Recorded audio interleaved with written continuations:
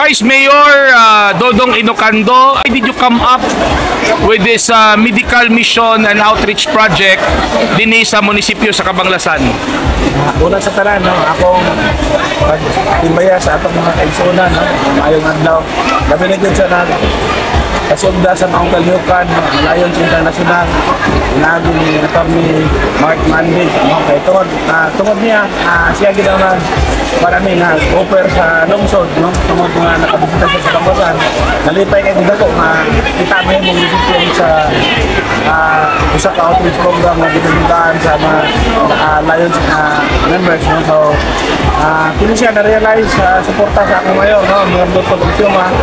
Siyempre kami, no, barangay council, no, ato ang ng bayan members, manipayon kayo ni wala naman BI magkabot, no, ang grupo dako ng tabang sa paglunsod, dumikan lagi na gagantag mga kaigsunan na kabos, mga dumad, no, mga minimum disiplin sa karapatan.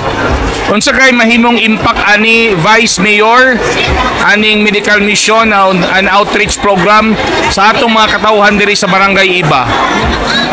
Di na ko ma-explain, di na ko ma-describe, no, kung saan kalipay na matagamtaman sa katawhan, no, diri sa atong Barangay Iba. Dili lang Barangay Iba ang atong disiplin karon, pati lang silingan nga barangay, no, Barangay Nangan, Barangay Poblasyon, Barangay Mandahikan, ayun mo silang disiplin, no, pero sa akong gingon, dili na ko ma-describe ang ilang kalipay sa ilang traffic, talagsaon na nag-education.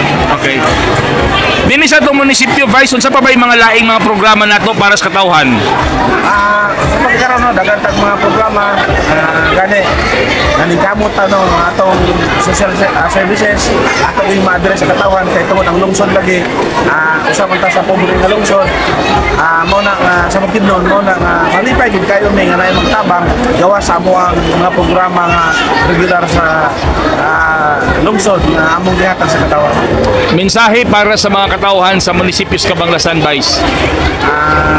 Sa tanan, no, pasalamat ko sa inyong suporta, siyempre sa katawhan, no, sa inyong pagduyog ka nato sa tanang mga programa kalihukan na isindahan sa lungsod.